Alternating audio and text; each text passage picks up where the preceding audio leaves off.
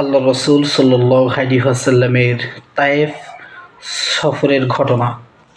নবুয়ত পাওয়ার পর ৯ বছর পর্যন্ত নবী করিম সাল্লাল্লাহু আলাইহি ওয়াসাল্লাম মক্কা মুকাররমায় তাবলীগ করিতে থাকেন এবং কওমের হেদায়েত ও সংশোধনের জন্য চেষ্টা করিতে থাকেন। কিন্তু অল্প সংখ্যক লোক যাহারা মুসলমান হইয়াছিলেন আর কিছু সংখ্যক লোক যাহারা মুসলমান না হওয়া সত্ত্বেও হুজুর সাল্লাল্লাহু আলাইহি ওয়াসাল্লামের সাহায্য করতেছিলেন।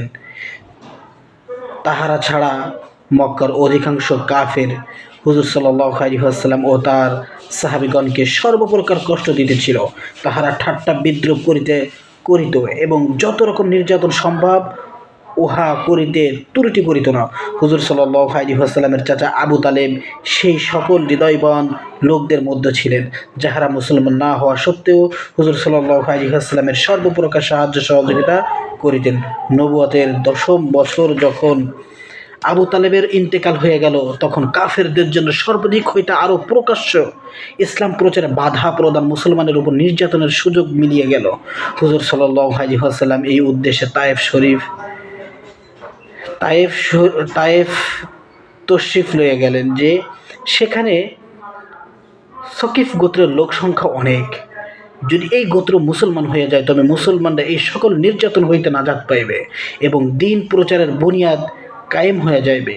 সেখানে পৌঁছা মাত্রই শীর্ষস্থানীয় ৩ জন নেতার সহিত কথা বলেন, তাহাদেরকে আল্লাহ দ্বীনের দাওয়াত দিলেন এবং হুজুর সাল্লাল্লাহু আলাইহি ওয়াসাল্লাম অর্থাৎ নিজের সাহায্যের প্রতি আহ্বান জানালেন। কিন্তু তাহারা দ্বীনের কথা কবুল করা অথবা কমপক্ষে আরবের প্রসিদ্ধ মেহমানদারির প্রতি খেয়াল করিয়া একজন নবাগত মেহমানের খাতিরে যত্ন করিবার পরিবর্তে পরিষ্কার জবাব দিয়ে দিল এবং অত্যন্ত রুক্ষ ও অভদ্র ব্যবহার করিল। তাহারা ইহাও সহ্য করিল না যে হুজুর সাল্লাল্লাহু আলাইহি ওয়াসাল্লাম সেখানে অবস্থান করিবেন।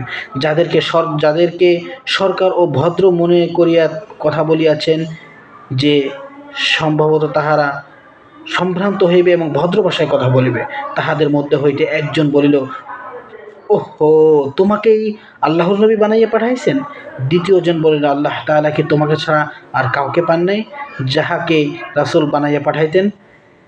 তৃতীয়জন বলিল, আমি তোমার সঙ্গে কথা বলিব না, কেননা সত্যি যদি তুমি নবী হইয়া থাকো যেমন তুমি দাবি করতেছ, তবে তোমার কথা অমান্য করিলে বিপদ হইবে, আর যদি তুমি মিথ্যাবাদী হও তবে আমি এইরূপ লোকের সঙ্গে কথা বলতে চাই না।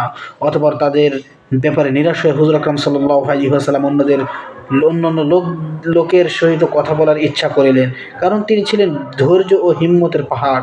কিন্তু কেহই তাহার দাওয়াত কবুল করিল না, বরং কবুল করার পরিবর্তে তাহারা নবী করিম সাল্লাল্লাহু আলাইহি ওয়াসাল্লামকে বলিয়া দিল, আমাদের শহর ছাড়িয়া এক্ষুনি বাহির হইয়া যাও এবং যেখানে তোমার চাহিদা হয় সেখানে চলিয়া যাও।